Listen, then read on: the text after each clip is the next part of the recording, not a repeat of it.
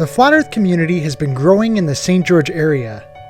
And thanks to the Flat Earth Clock app, we have been holding monthly meet and greets at the St. George Iceberg, and they have been phenomenal. We've had a great turnout every single time, and so far, we haven't seen any trolls. We've just been meeting amazing people that seriously feel like long-lost family members that we never knew we had. Chelsea is one of those amazing people. And from what I remember, she has been a flat earther longer than I have. Chelsea, you said since 2016, am I right? Yeah, that's probably when I first heard anything about it. I didn't take it seriously, as you know, no one does, like right out of the gate. It probably was like about late 2018, early 2019 that I started hearing some more things that kind of went along with the whole flat earth thing. And my sister mentioned something about the moon landing being fake. Yeah. And I was like, wait, how could that be? Like, no, why would they fake that? And taking a film class, I started seeing all the cinematic stuff that they could do. And I kind of went, okay, maybe there's something there. And so it wasn't until later in 2019, again, just like kept hearing little things that would pop up and I'd go, okay, I need to look at this. My dad had a friend that would always say something like, well, if the earth was really spinning, then if we jumped off of the earth high enough, then it would rotate and spin underneath us and we'd come down in a completely different spot and we'd have 1,000-mile-an-hour winds. And I always rolled my eyes and scoffed because, you know, that's how we're trained. So you said your dad is the one who kind of got you started in all this? No, not really. It was mostly my sister just kind of giving me earworm kind of things to look into, like the moon landing and Hollywood being kind of sketchy and all of that. And when she was telling me about the whole moon landing thing, she was telling me how lots of the people involved with the landing were like Hollywood directors. And I was like, hey, why do you need a director if this was live? Like, if this actually happened, why do you need Hollywood crews on scene, you know? Yeah. So it was more my oldest sister that kind of got me into it. My dad still isn't on board with the whole flat earth thing. But he just What has about the moon landing? huh? What about the moon landing though? I think he still thinks we went to the moon. Oh, He's okay. pretty boomery. Like he still thinks that 9/11 was real. Like the way that they show it to us. I guess that's there's the whole spectrum there is we gotta get through 9/11, the moon landing, and all these other things. And so I guess that's how it goes, right? Yeah, right. So and even with the whole 9/11 thing, my oldest brother years ago, I think it was like 2000, in the early like 2000s, shortly after the 9/11 incident happened, that he came over and he was talking to us about no, buildings don't fall like that, and talking about how it could be an inside job and all of this. And again, rolled my eyes because I was too young at that point to really care. But those were all little things that were just playing me into becoming a flat earther and kind of being conspiracy minded. So yeah. Was there one thing that kind of got you more than the other ones when it came to the moon landing? Was there one thing that that was it that really stood out to you when it came to the moon landing being faked? Like, what was your favorite evidence against the moon landing? Well, so I kind of got on board with the whole, okay, the moon landing didn't happen the way that they tell us it did. But I couldn't wrap my mind around how I didn't quite fathom yet that there was no space. Uh-huh. Um, or, outer space with all of the planets and the light years of distance and all of that. I had no idea that that was even a possibility, that it didn't exist. Um, so when I finally kind of started grasping that the moon landing was faked, I was like, "Hey, but what is the moon then? And why haven't we gone there?" Not understanding that we can't go there because it's a light in the sky. Um, and so when in film class and kind of coming to terms with all of that, I kind of decided to start looking on YouTube for new videos to watch and something interesting to listen to. And I was like, okay, I've been hearing things about this flat earth stuff. What do they say about flat earth? Like, what are their arguments? What are they talking about? What, you know, what do they have to say? So I found a couple of interviews, and they were just like the standard what you run into when you're curious. You run into the Flat Earth Society theories and stuff like that, like that it's just a plate and the water falls off the edge, and there's Yeah. a edge to All the it, straw men. and that we're constantly accelerating upwards at 9.8 meters per second or whatever it is, and so I was like, no, because to be accelerating upward, I had just finished taking a physics class in college. And so I was like, no, there has to be something continually pushing, like there has to be a force pushing you to have that effect, or to constantly accelerate upwards. You can't constantly accelerate. It's not physically possible. So those didn't quite have me convinced. But there were other really good points, kind of like we can see too far and those kind of things, like, okay, where is the curve then? And if we went up high enough, we should pull away from a balloon, and look down and have to look down to see the earth, no matter how big it was. I was like, okay, that's a good point. That's a good point. And had lots of things that were really convincing. And then I had to take some time after that and kind of digest what I thought. And then I kind of went, okay, I need to find more answers. I'm not convinced yet, but if someone can answer these questions for me in a way that satisfies my curiosity, then I might be a flat earther. So in the meantime, I told my family about it and sent them all the videos that I had found. And then I came across a Dave Weiss video, and he answered every single question I had. And I was like, oh my God.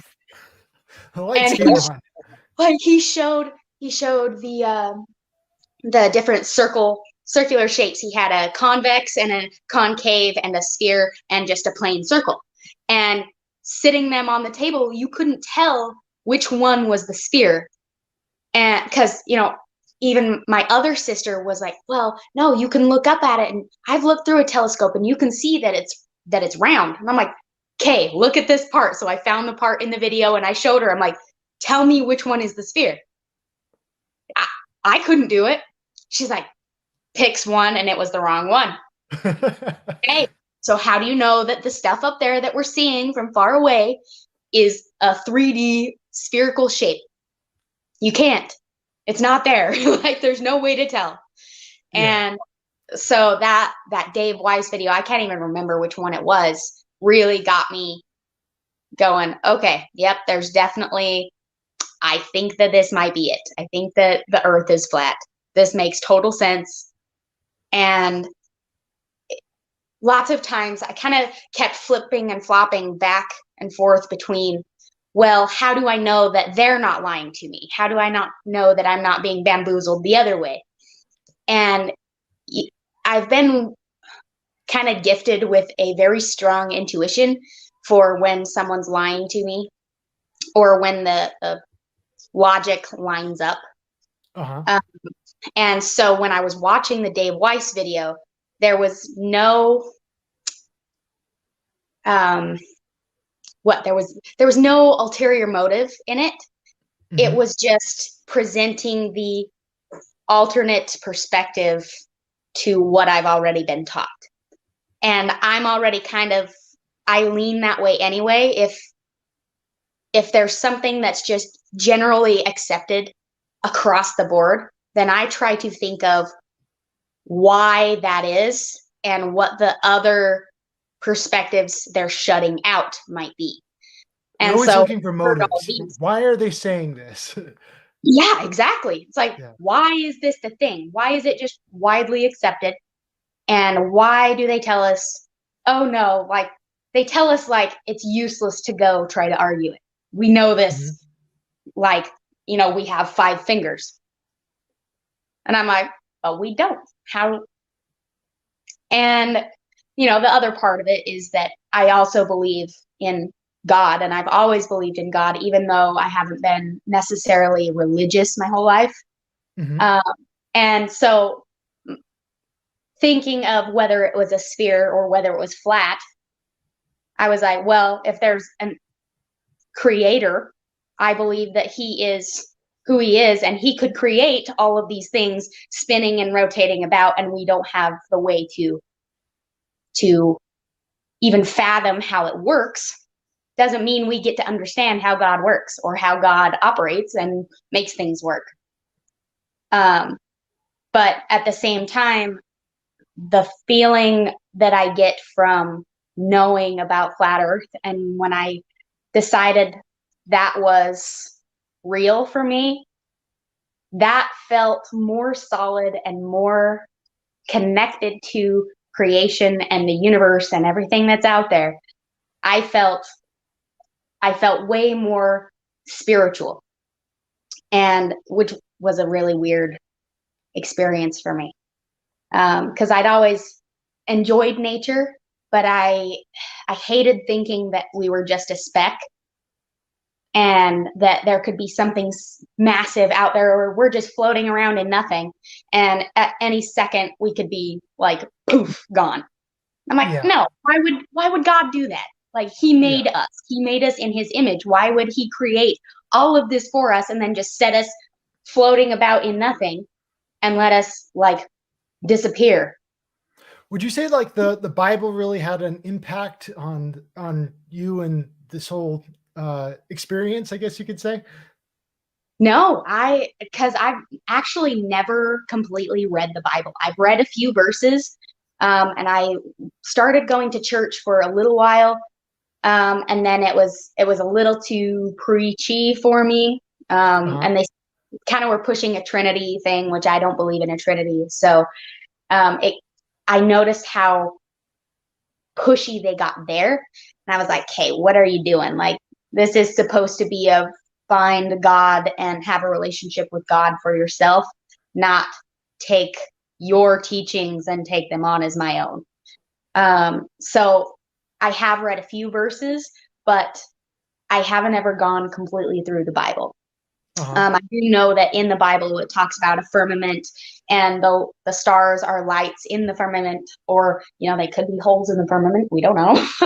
Yeah.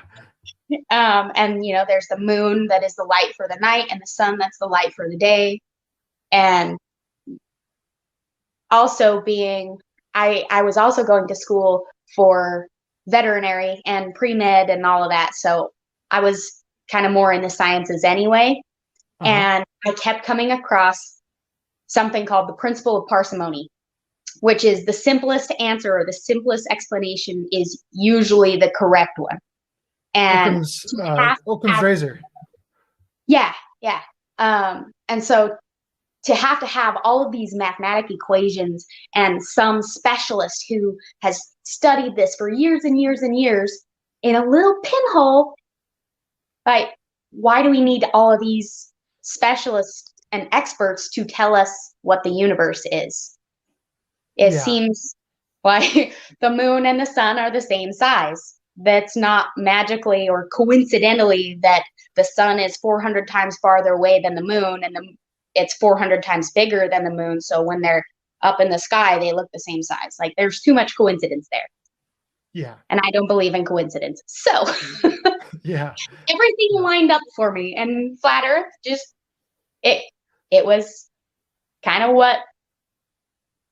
Yeah, it's kind of like flat Earth. It helps you trust the Bible more, and it's not like the Mhm. Bible depends on flat Earth. It's more like, sorry, it's not like the flat Earth depends on the Bible. It's more like the Bible depends on flat Earth. I guess you could say it's the opposite way around.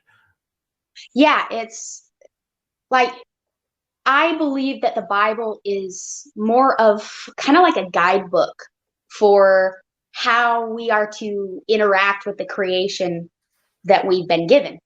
Mhm. And even astrology and all of that, I was always raised being taught that that was witchcraft, that that was evil, like, and it was woo woo and all of this, and you just have to believe in God. Like God is the only way. I'm like, but Mhm. why would God put all of these things here? These are just patterns that are observed, and they're remarkably accurate. Why would He create all of these intricate details if we weren't supposed to learn from them? If we weren't supposed to like take meaning from it and learn how to use it as a clock and when to plant and grow and harvest and raise animals and slaughter your animals and all sorts of things like that. Yeah, it says it right in the beginning. These things are for the signs and seasons, and so Mhm. why would you think it's a crime to look at it for signs and seasons, right? Yeah, and again, that's just one of those things where they're saying that this is witchcraft, don't look over there, don't look over there, and I go, why is it evil? Why are you telling me it's evil? Who are Yeah. you to tell me it's evil? Yeah, and so I really like that. It's all about kind of that relationship and Mhm, kind of understanding it, kind of hearing it direct from the source and kind of mhm, trusting kind of uh, the experience that you've had in that. And so if you go down a path, there's always, if you're going down a path and you can tell that or sorry, I can't talk straight right now, but as you're going down a path, God has a way of telling you when something displeases him or not. And he will put mhm, obstacles in your way and say, whoa, slow down here. That I'm not happy with that decision. And so I just look at Noah and the flood. You know, I am mhm. not happy with that decision. Or, we look at Sodom and Gomorrah. I am not happy with the way you guys are acting. Or, Yeah, particularly with Moses here, whoa, I'm going to give you all these different plagues because I'm not happy with the way you guys are acting. And so, uh, yeah. yeah, there's a lot of obstacles that God tends to throw in our path when we're Mhm. going against the grain, I guess you could say. Yeah, exactly. And I've noticed that in my own life when I tend to be a very stubborn and what's the word? Uh, Contrary person by nature. Mhm. If someone tells me to do something or not to do something, I say, "Well, watch me," and I'll go do the thing or not do the thing, just to be contrary. Um, and so when things in my life get really difficult and I start pushing back really hard and I'm like fighting tooth and nail to keep whatever it is that I perceive is the right path for me, I I started to think, well, who am I to know what's coming? And when I started getting into that, I saw a hypnotherapist and started really getting into astrology and hypnosis and stuff like that, and learned that pretty much throughout my life, I've been able to put myself in self hypnosis without even knowing that's what I was doing. Mhm.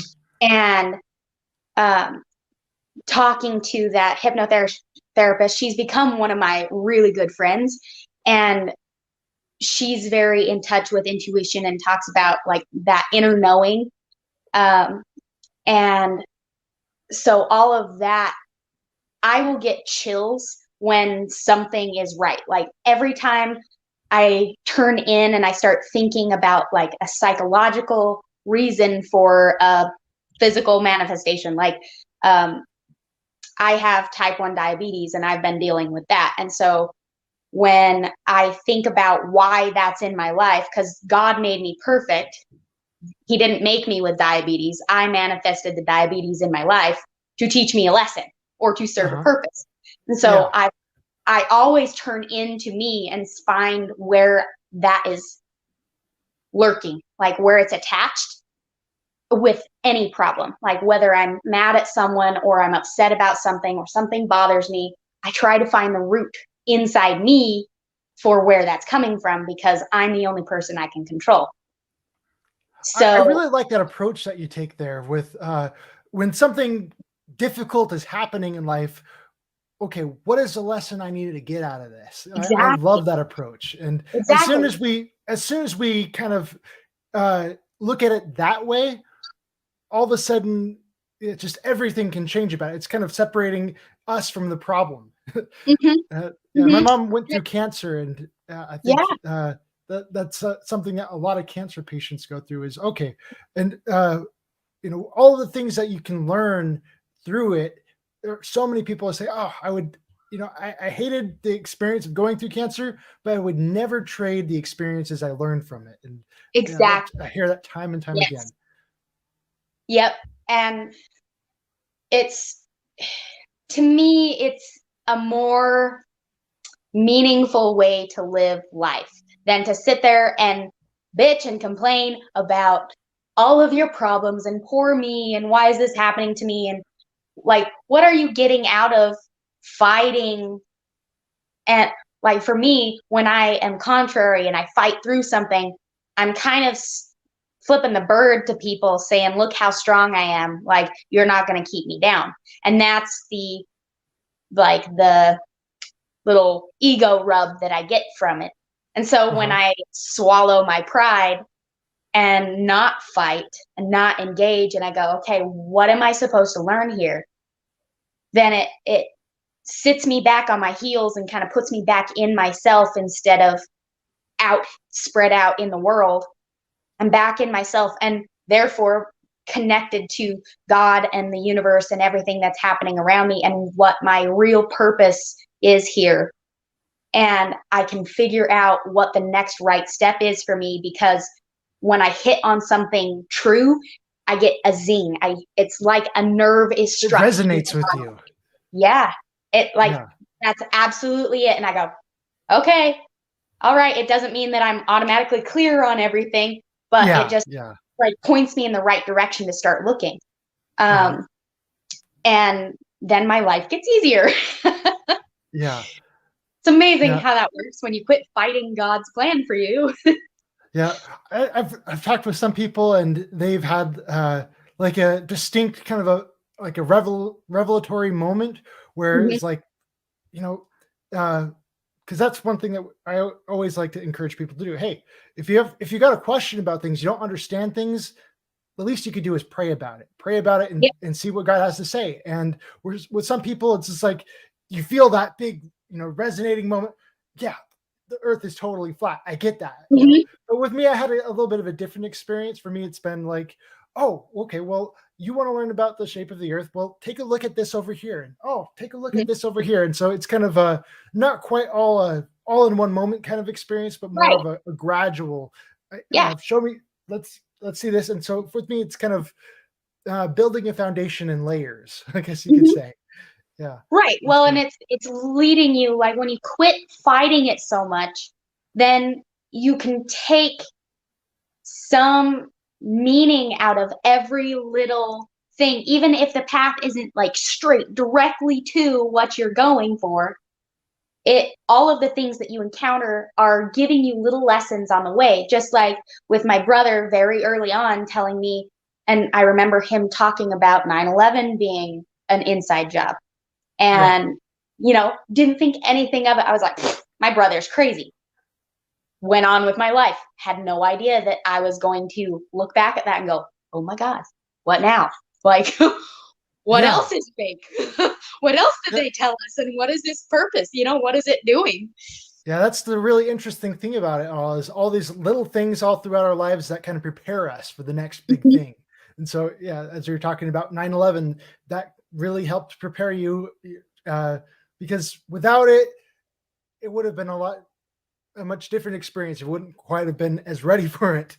Uh, Right. Yeah, it was kind of one of those priming conversations.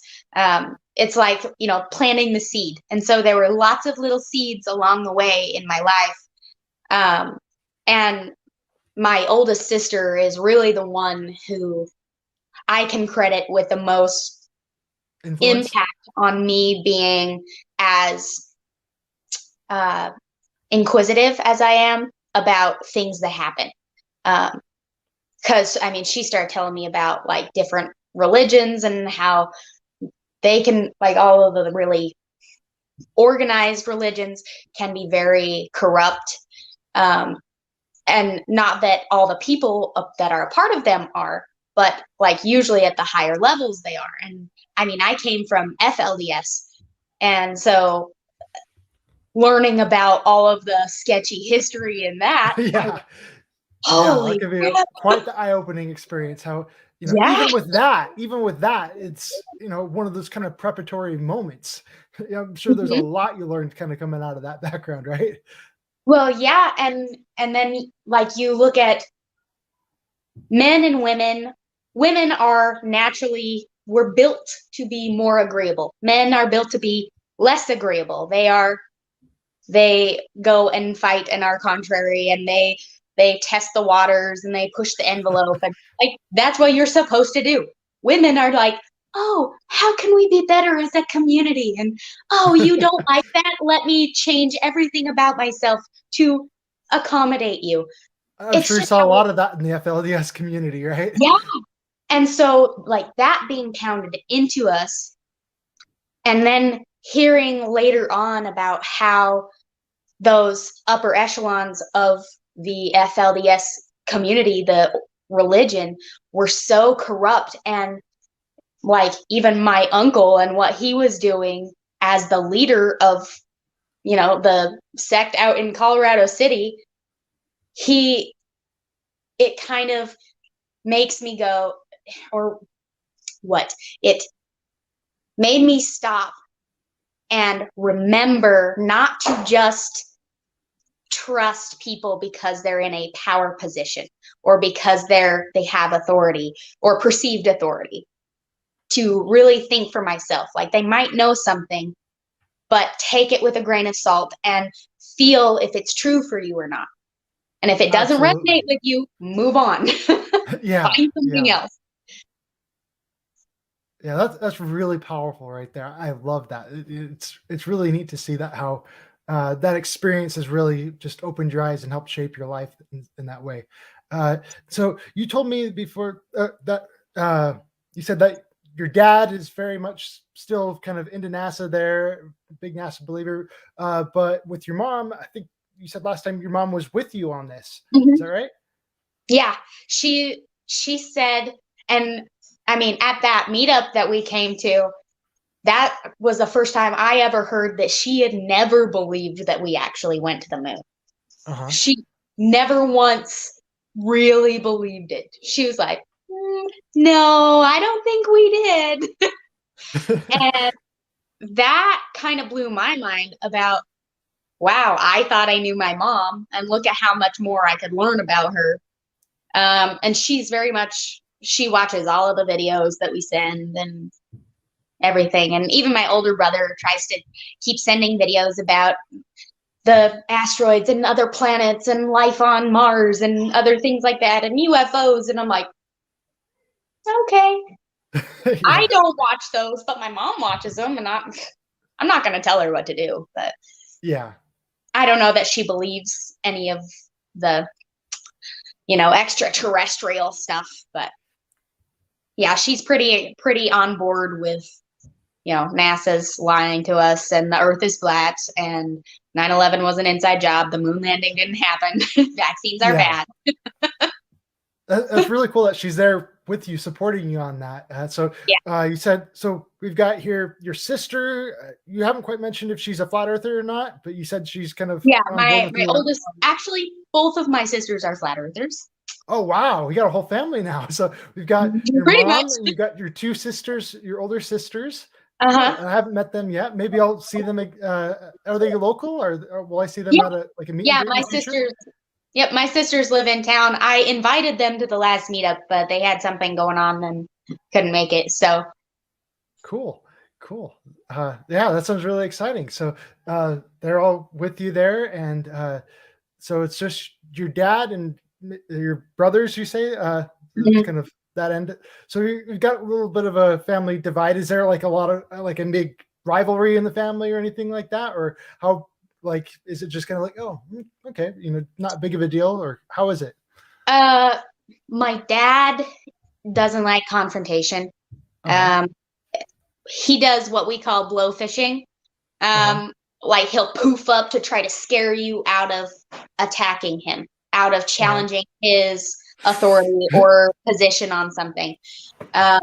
And me being the youngest and, of course, a daughter that wants her dad's approval and all of that, that used to intimidate me and I would never challenge him. And because me and my sisters and my mom are all on the same page, and even my sister's two of her three kids are on the same page. And my other sister's fiance is also a flat earther. So there's a bunch, and it makes family dinners really interesting because we actually talk about some neat stuff. Uh-huh. But my dad stays pretty quiet. He'll chime in every once in a while, and you can hear him getting emotional about it, kind of worked up. He doesn't know how to articulate. He's still in the phase of calling everyone stupid or just rolling his eyes at it. Yeah. And every once in a while, he'll try to jump on me and and basically try to get me to back down off of the flat Earth thing. Because lots of times he'll say something about, oh, did you see such and such went to the moon? And I'm like, allegedly. Or sent something into outer space, and I'll go, allegedly. And he's like, why do you got to do that? That's so disrespectful. I'm like, no, it's not. You can say allegedly to me. You could be talking about like lettuce being delicious, and I would say allegedly. Like, this is not an emotional thing. It's just a Yeah. word. Yeah. Yeah.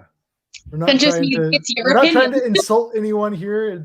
That's just how we see things, and Exactly. we're kind of speaking freely here, and so we're not trying to demean your authority or anything like that. Exactly. And I'm not trying to say that you're stupid. I'm just saying I don't quite believe what you're telling me, and it's not as exciting to me. Uh-huh. And sorry if that offends you, but I'll tell you about stuff in my life and you're not excited about it. That doesn't offend me. I just go, Yeah. oh, that's not your jam. Cool. Moving on. I'll go find someone who likes this. Yeah. Yeah, I think that's always been kind of a big thing for me, is kind of noticing just how emotionally invested people can get into things, especially when it comes to NASA. You tell someone that, that their teacher was wrong, that they told you something wrong in school, and they're like, no, my teacher can't be wrong. You're wrong. And I Mm-hmm. haven't heard any evidence on your side. I need a Yeah. reason to believe this. Okay. And I'm looking for that like really good, solid reason why we should believe that we actually went to Right. the moon. And I think that's kind of been a major thing that people have an issue with, is kind of looking for that reason why we should Yeah. believe these things. Yeah. And it's always amazing to me.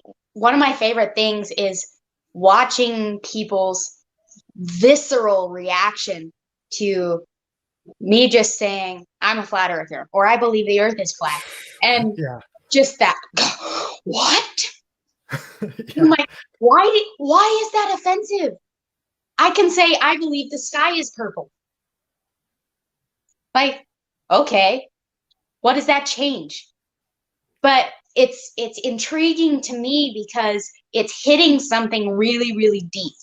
Like, and a lot of what Weiss talks about, for why the lie, is that if we don't know where we are, if we don't know who we are, and that we were created and this was created for us, if we're just some insignificant speck, then life is meaningless.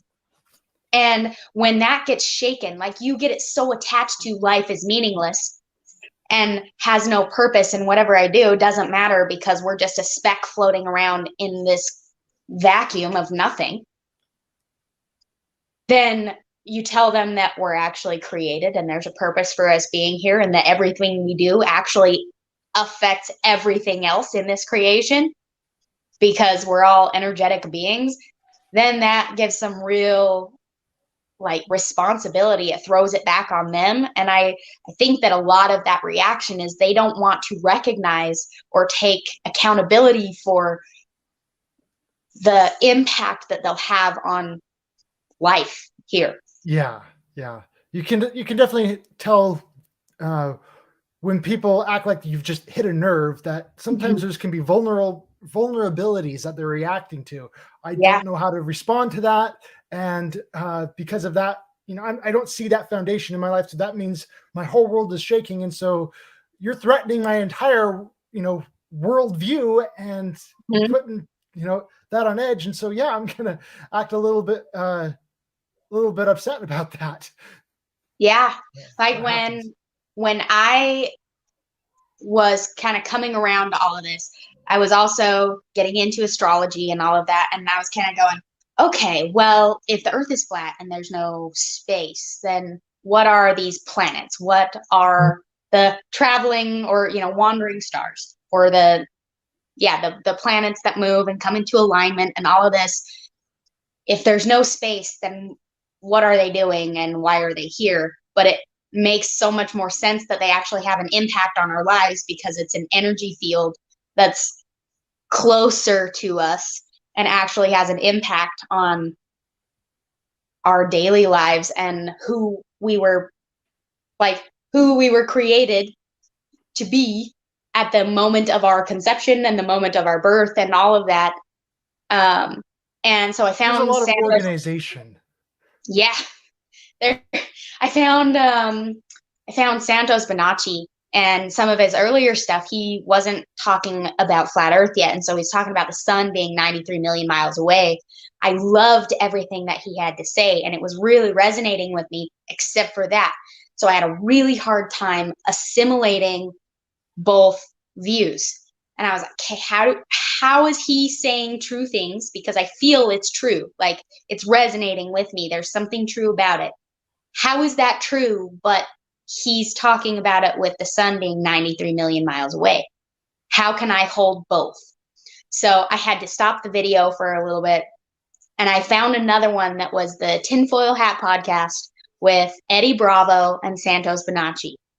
And it filled in every little gap, because that was after Santos became a flat earther and kind of redid or started teaching from the flat earth perspective and showing that everything makes way more sense being on a flat stationary plane than a speck floating around and nothing hurtling around, the cosmos. What was his name again? You said Santos Bonacci?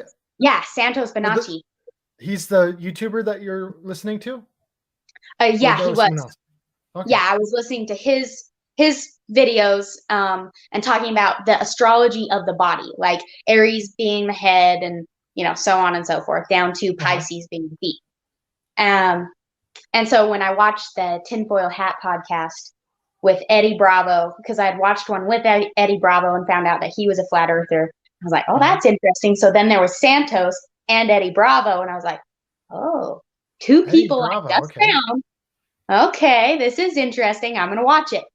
It filled in all of the gaps. And that night I had a dream where it was like my worldview, my psyche was ripping pages out of the book of knowing that I had for my life and for the world and how the world worked, ripping pages out, and they're raining down around me. And as the emotion of it calmed down, I started putting the pages into place and putting the new pages in, the new information in, and recreating this book of this foundation of knowledge. It was so incredible. Wow. Yeah. Dreams are really powerful like that. It's really cool. I love hearing stuff like that. Yeah. It was one of the coolest dreams I've ever had. Yeah.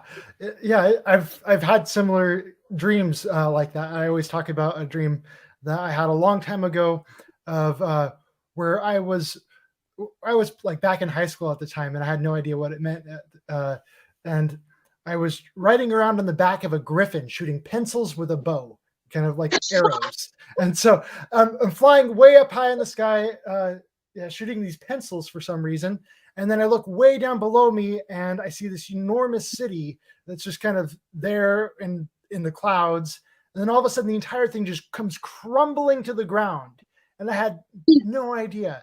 And many years later, all of a sudden I'm kind of doing YouTube videos, and I'm shooting out my ideas to all the world, and the entire worldview kind of comes crumbling to the ground, kind of experience. Like, that's what that meant. I get it now.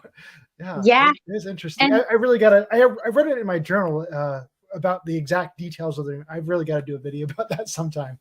But yeah, dreams are really quite interesting. And they're more of a phenomenon than they are understood. Like, it's incredible what the mind can do. And it's so interesting to have a dream like that, and you didn't even know what significance it was going to have. And now, like, you've figured out where you are and what you're doing with your life, and you look back on that and you're like, oh my God, like, my mind knew what was going to happen. Like, it was kind of just giving me a little tool, like, you can look back at this and interpret this once you go on your life path. Yeah. The other dream that I've had many times, I didn't have the Griffin dream many times, but I had this other dream many times, or many variations of it anyway, where I'm just in my backyard and all of a sudden I find like a secret tunnel to some ancient ruins of some sort that's, a big underground network or something like that. And yeah, I was just like, wow, this is so fascinating. And that's kind of what this whole flat earth experience has been for me, is finding these ancient ruins that have been there this whole time that I had no idea about. It's this whole flat earth concept, it's been buried for years and years and years, but it's still there, and it's still amazing and wonderful. And yeah. It's really cool. It is like, and thinking about just looking back at all the instances where they show, like, it's the programming of it. Like, you see it in the movies, you see the globe everywhere, you see like our round little marble world everywhere, and it's just accepted. Like, no one invited that. No one, like, they talk about it on your iPhone screen when you get a new iPhone and it comes up and it's the blue marble, right? Who decided that was the logo? That seems kind of like product placement in like everything. Yeah. Everything. Like if it popped up and said Coke, and I'd be like, you want me to buy Coca-Cola, or you're working with Coca-Cola. Like, there's something going on, Or when you see brands placed in movies, they're getting you to recognize brands. And so it's just this recognition of, oh, yep, that's where we live. Yep, that's who we are. That's where we are. That's what this life is. That's all it is. The moment your eyes are open to, you just can't unsee things. All of a sudden, things pop out to you in movies all the time that you just you're totally oblivious to all that before. And so it was after I learned about, the moon landing being fake and all these things, all of a sudden now I go back and I watch, kids shows I watched as a kid. I've been watching Pokemon lately with my son, and, we got Team Rocket over here, and what do? They're always digging ditches for people to fall into, and their primary mode of transportation is a balloon. They go around riding around on a balloon, and it's just like, you never see Team Rocket flying around on rockets. It's always on a hot air balloon. Why is that? It's something that they're always the villains in that show also. It's just like, wow, interesting. Something you just can't unsee anymore. It's just like, that is crazy. It just made me go back and watch the whole show with like a whole brand new set of eyes. Yeah, like it didn't have that much significance probably when you were a kid watching that. Yeah, not at all. You didn't think twice about it. Yeah. And now it's like, that's an interesting way to why did they put that there? Yeah. Like, come on. Yeah. Exactly. That's what you're talking about before with understanding people's motives. Why are they doing this? And I think that can be so revealing at times when we just kind of ask that question. And so that was one thing I've been doing, as I've been going over just high school textbooks. Why are they saying this? what's the motive behind what is the author's motive in including this, just right here, this whole kind of way that they're phrasing things. Mhm. Yeah, I think that can Yeah. be very revealing at times. Yep.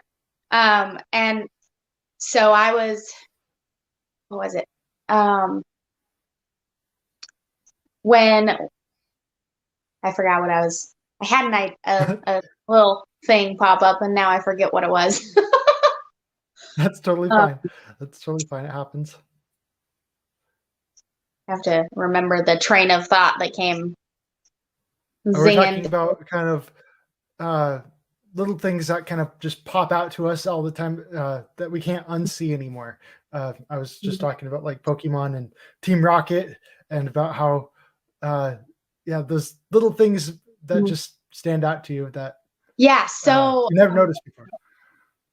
yeah, what I was gonna say was when I was digesting a ton of these flat Earth videos. Like, okay, are they all saying the same thing? Who's saying what? Let's see what feels the most true to me, and if some of this sounds like nonsense.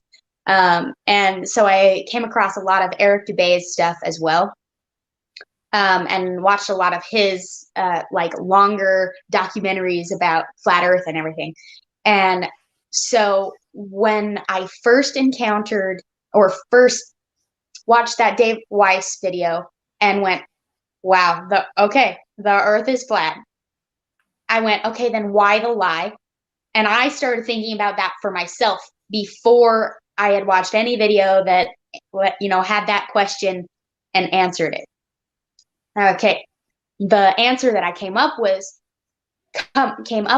was that it pulls us away from God, like from spirituality. It pulls us away from our importance on this earth, like who we are and that we were created.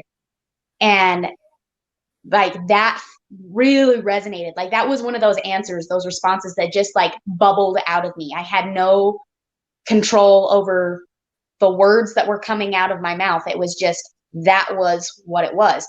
And so then I watched an Eric Dubay one and it had quite all your questions answered or whatever it was. And one of the very last ones was, why the lie? He was like, it pulls you away from creator. It pulls you away from God and makes you think that everything you do in this life is not important and that you don't affect other people. You don't affect the world. You don't affect the animals and the plants and the soil and the rocks and the buildings and like everything that's here you affect because you're an energetic being and you're supposed to be here. All of this organization just happened by chance, kind of a thing. Yeah. And like, oh, you're not special because you were just poof, came from dust. Yeah. I'm like, no, I don't think that's right. So it was really interesting to hear someone who obviously knew what he was talking about with flat Earth stuff give the same response that I had come up with. And I went, whoa, okay. Yeah. That's a little more than a coincidence, I think. Yeah. I think sometimes here. I think sometimes there are people out there that are actually trying to push that agenda. I kind of as I've listened to was it Dr. Michelle Thaler and kind of learning about her actual beliefs when it comes to like religion and things like that. It's very, very evident. She's got some really out there kind of beliefs, and she's a very interesting individual. I'll just say that. But so with some people, it's really evident, but with other people, it's not. And so I don't think like all of NASA is really trying to push the same agenda in the same way. Right. Right. And so with sometimes I just look at it and I think, okay, well, sometimes they got a ball going in the beginning and they just got to keep the ball rolling. And so because people believed that the Earth was a globe at one time, they just said, oh, okay, well, we went to the moon and we took this picture. And after that, they got the ball rolling, and now they just got to keep feeding the lie and making that ball bigger and bigger and reinforcing it. And if we go back and say something now, all of a sudden, oh, there goes the moon landing. Oh, there goes all of our funding for it. And yeah, it's just kind of a big thing. So is everyone really in on it? I don't say everyone's Right. in on it, Right. obviously. Yeah. Yeah. But Yeah. a lot of I people are don't just think, kind of going with the motion. When you get a rock slide going, you can move one big rock, but then there's a whole bunch of little rocks that end up following behind, just kind of going with the motion. yeah, well, that's how flat earth was for me. And every other thing that could possibly be considered a conspiracy, or maybe even not a conspiracy, just everything. It pulled the pin on just the, taking people at their word, at face value, that I used to do. And once I actually said, yep, I believe the earth is flat, it opened my eyes to all of the things that could be like corrupted a little bit, or could be just someone with a motive. They're pushing something and they're pushing another thing. Like I see other people's motives way better now.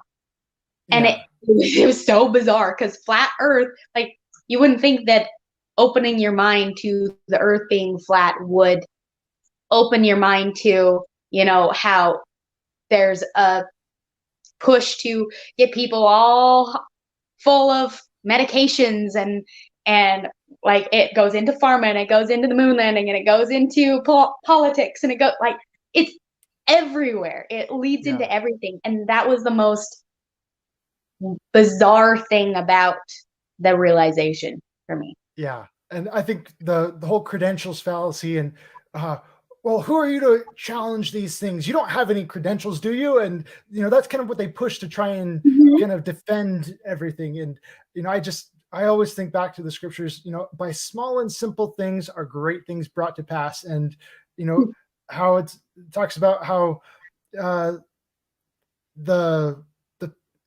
I can't remember the other scripture that's right there. It's talking about how out of the mouths of babes shall the wise men be confounded. I wish I could remember that. Yeah, I can't remember at the moment. It's But kind of you like get what I'm how saying. It's the foolish I, things of I this don't world shall know the confound the verse. wise, and yeah, Yeah, I don't know overthrow the the verse, wise. but I mean, I know my sister and I have a saying that we quote to each other all the time, is that kids in spandex don't lie. And like kids will pick up on the most amazing things about the truth of nature, the truth of life, and like meaning of little things, and the nuance in stories and stuff like that. But it's so simple to them. Like it's not this convoluted thing. You'd think that you'd have to grow up and like think about it for ages before you come to this conclusion. It's just so simple. Like they pick up on the message so quickly, and I go, how do you do that? Like, but to me, it's just Yeah. that they're still so close to God. Like Yeah. they are so recently put here that they're still connected to source. And Yeah. so It's it kind just of comes those so clearly. Yeah, God likes to take the weak things to overthrow the strong things, right? Mhm. And so those who have no credentials to overthrow, these powerful giants out there are just kind of a Mhm. David and Goliath kind of situation. And so, yeah, Yeah. Yeah. Well, when I decided to quit school, I was about a year away from, maybe a year and a half from getting my bachelor's in pre-med, or in, science stuff. Um, and when I decided to quit, one of the things that I kept asking myself was, why was I going? Like, what was the purpose for me going to school? What do I get out of it? And all that I was getting was, what I was trying to get out of it was the credentials, was the letters behind my name that would make people believe me when I told them something. yeah, And I've always had this sense of like, I don't like lying. I have a really hard time lying, because I noticed when I was younger in elementary school, I told the teacher that I forgot to do a homework assignment, and she didn't believe me. And I was like, no, I really forgot. And I went, I never want to ever put myself in a place, or carry myself, go about my life in a way that makes people question my integrity or question my honor. When I say I am going to do something, I'm going to do it, because when I tell them that I didn't do something, they will believe me because of my record. Yeah. Yeah. So like that's But it's an easy thing to destroy and a hard thing to build, right? Yes, incredibly. And that's why I love communication. Like, I'm very open and upfront with people, and even hard truths. I always tell people, I'm like, if you don't want a brutally honest answer, don't ask me a question, because I don't know how to tone it down. Yeah. If I'm you just going ask to me, tell you this very bluntly at face value. It's kind of like, a thing. do you even breaking up with people, and they're like, are we okay? Or are you okay? Or are we going to be together? Or what are you feeling? And I'm like, oh, why do you have to bring that up right now? I didn't want to do this. I wanted to do this slowly over the next week. But Yeah. no, we're doing it now. And I'm like, no, Well, we need let's rip off this Band-Aid. Yep. I'm like, here you go. Don't ask a question you don't want an answer to, because I will give it to you. Yeah. Yeah. I can kind of feel that kind of going. So how has this been with like your relationships? Do you think this has been like something that's really helped build stronger relationships with other people? Or do you think it's been kind of an issue that you kind of like hold on to and wait to the last second? Or yeah. I've done a little bit of both.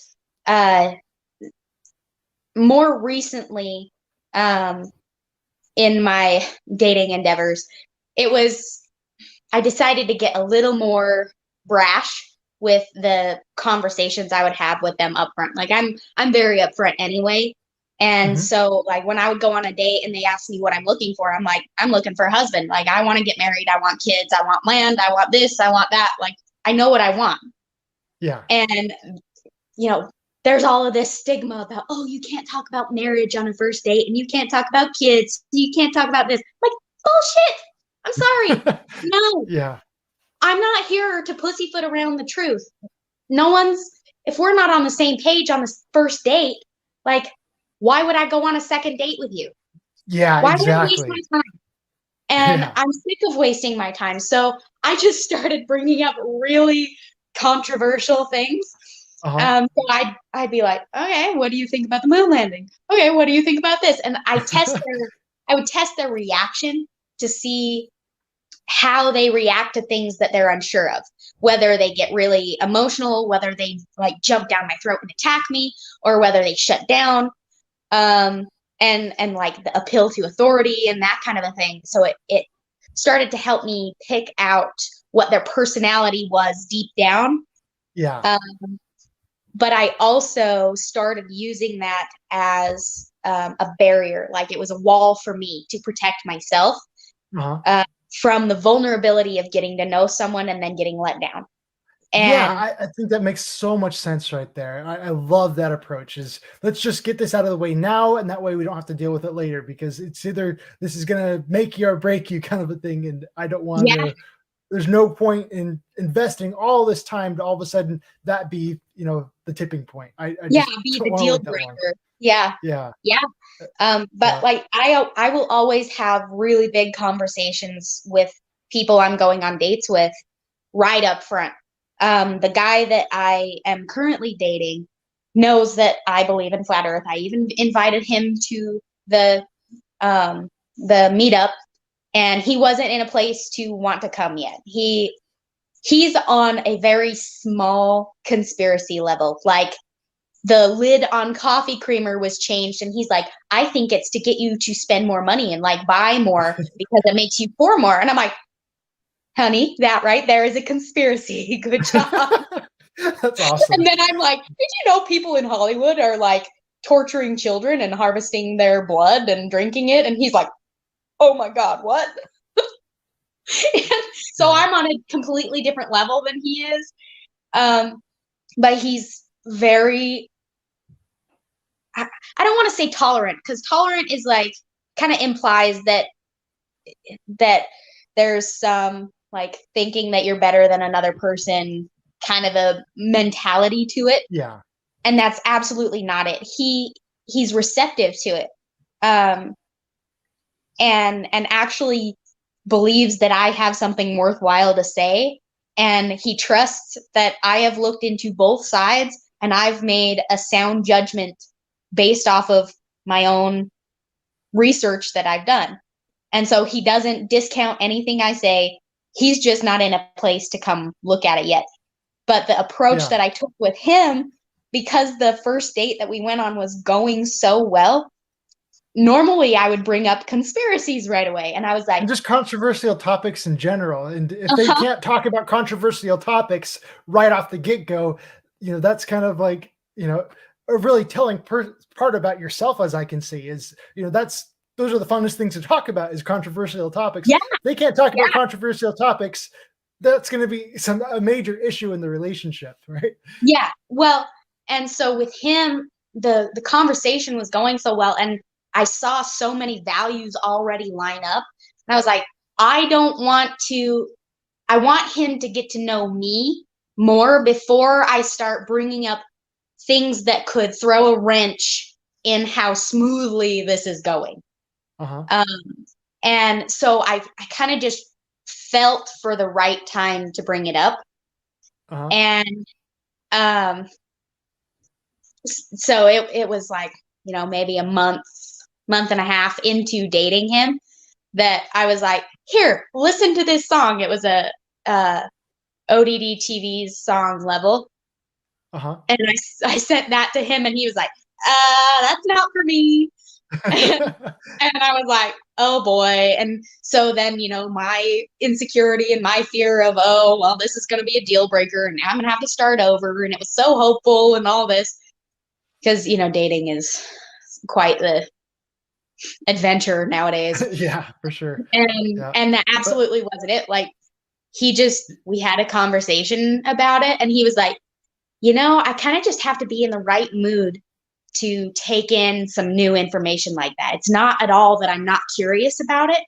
I just have to be in the right place. And I'm like, okay, fair enough. Yeah. Well, you can't really tell if someone resonates with you unless you make some noise, right? Yeah. So, yeah. Yeah. Yep. Yeah. And I definitely, it's not one of those things that I'm going to keep hidden. I can't hide it. I know that, because that's not a healthy thing. Like, you can't hide a part of yourself when you're trying to create a very genuine, long-lasting relationship with someone. And so I knew that I needed to tell him and talk about it at some point. But I also had to be in the right mindset and not in a place of fear telling him about it or come off as threatening or pushy or anything like that. I just wanted to present it gently, like, this is interesting. Roll a ball your way. Like, here you go. Check that out. Yeah, that always tends to be like a challenge. Yeah, that always tends to be kind of a challenge in my life, is when I'm around other people who, if it's anything controversial, they put up a wall. They can't talk about that because they just don't know how to respond to it. They get too emotionally invested or something, and it's too triggering for them. And it's really hard to for me anyway, to work around them in my life. It's just like, I can't be myself around you, and I've got to tiptoe all the way around you like all the time, because that's such a big part of my life. Right. Yeah. And like, even my friends, like, I will notice myself hesitating to say anything about me believing that the earth is flat or the moon landing didn't happen or something like that. And I go, why am I afraid to say that? Why? Like, if I am so solid and I know that this is true, then why am I scared to tell them a truth about me and about the world? Yeah. And, their reaction isn't about me. Their reaction is about them. And so when I reframe it, then I can say it, and it doesn't like hurt me. It doesn't have that same like wounding potential. Yeah. Because like my biggest thing is being abandoned or being rejected, and Uh-huh. I don't want people to reject me just because I say something controversial. So I kind of Uh-huh. tiptoe in with other controversial things, and then Yeah. I kind of feel out and I go, all right, boom. Yeah, How's I that? get that. That's a really smart way to do things, is kind of start with the light and then kind of work your way towards like the deeper, stronger stuff. Yeah, just Yeah, and I mean, if they erupt at the little things, then it's like, okay, I don't think we're gonna have a surfacey friendship then, or a yeah, surfacey relationship. That's not what I want. So see ya. yeah, yeah. I feel like it's kind of like you've got to like wear a mask or something like that whenever you're around it. There's certain people like that who, you know, have different social boundaries, I guess you could say. You know, Yeah. I have a, a, a coworker of mine who is very insistent. You know, I've got to have my 6 feet distance at all times, and you kind of Hmm. step into that 6 foot distance literally, and he's like, "Whoa, watch out, watch out!" I'm like, "Oh, sorry," and so you kind of have to tiptoe around him there. And so Yeah. yeah, and so I understand that there are certain boundaries that different people have, and it's kind of Right. learning to respect those boundaries and try to be more embracing towards everyone. And so it's just Right. some people are a little harder to work with than others, and so Yeah, and that's a big thing too, is if I want people to be accepting of me, then I have to be accepting of them and absolutely, who they are and what they want. Like I'm not going to bend over backwards, but I will respect them like on a personal level. If I know them and they have some weird quirk, like they want to wear a mask while they're in the car driving, and I think they're stupid for doing that, uh-huh. I'm like, okay, you can do that. I'm not going to put one on. Like you will know I will never do that. Yeah, However, if you feel more safe doing that, if that's what you feel is right for you, okay. And I'll take a deep breath and, I'll state some statistics about, breathing your own CO2 and that kind of stuff. yeah, But, trying to be also compassionate for where they are. Like that's probably a place of fear. They're really scared, and like just like the guy you were talking about that needs his 6 feet, it's like he's scared, and you being mad at someone for being scared is no way to get them to not be scared. yeah, You yeah, kind of just have to love them the way that you can, or the way that they need to be loved. yep, And for him that's the absolutely, 6 feet. yeah. Yeah, I think kind of talking about this kind of makes me think about uh, sometimes online there's a lot of trolls out there, just tons of, especially on these topics here, and Yep. yeah, and so I'm really sometimes I'm up at night and there's not as many people to talk to at nighttime, and so I'm always kind of like, oh man, I just want someone to talk to, Yeah. and so there are certain places where I know I can easily find someone to talk to, but the problem is it's ridden with trolls. And so it's like, Yeah. I really want to go over there to talk to someone. How desperate am I getting here? And so, Yeah. yeah. And so there's kind of like cutting the toxic people out of your life sometimes, so that you just kind of feel like you don't need that there. Mhm. But then the moment you do that, it's like, well, now I'm lonely because I want someone to talk to.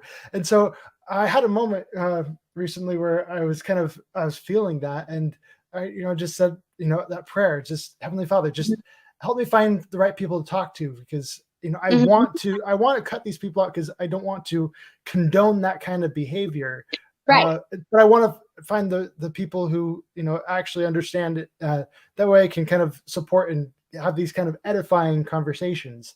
Mhm. And so as I prayed about that, the answer just kind of came to me. It's just be awesome. Just keep doing the right thing, and the right people will come to you. And Mhm. so long as you're continually going to those, negative groups, it's going to be hard to find those people. But when you kind of stay away from them, they'll come to you. That's kind of my whole experience. And yeah, and so Yeah. that's kind of was the Flat Earth meet and greets. That was an amazing Mhm. moment where all these different people, amazing people are coming to me to talk to me. It's like awesome. What greater experience can there be than that? Just kind of holding up your Right. light, and then all of a sudden watching all these different like-minded people suddenly come around, Yeah. and it's just like amazing. These are my people. I'm not alone. Yeah, amazing. Yeah. Yeah, I really enjoy being able to get around good people. Like, there are definitely some people where the conversation has been way too confrontational, or they got way too heated, or it was way too centered around them. There wasn't enough like give and take. And so I kind of go, all right, I need a conversation, but I'm not desperate. I'm not going to tolerate anything, any old thing just being thrown at me. But, Yeah.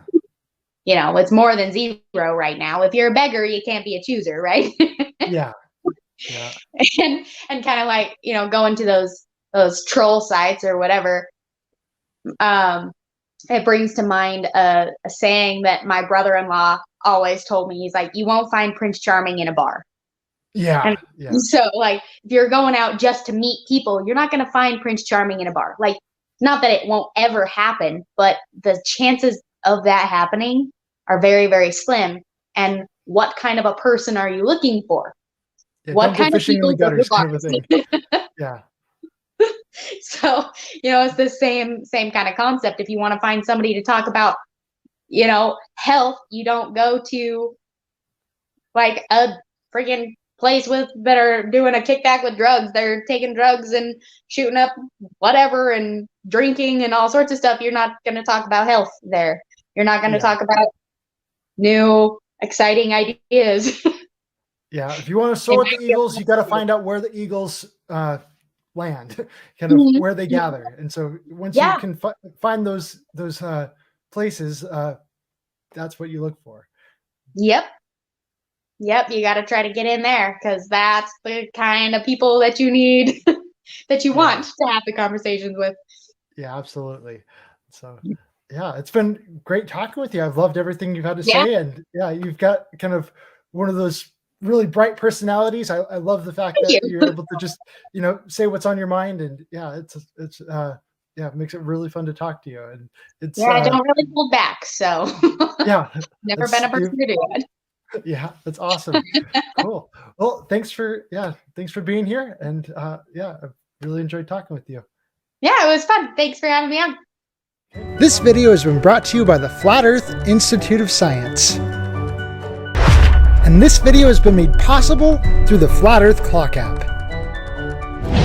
The easiest way to find other Flat Earthers near you. Also, do feel free to check out some of the other interviews I've done. They are a lot of fun. Thanks for watching.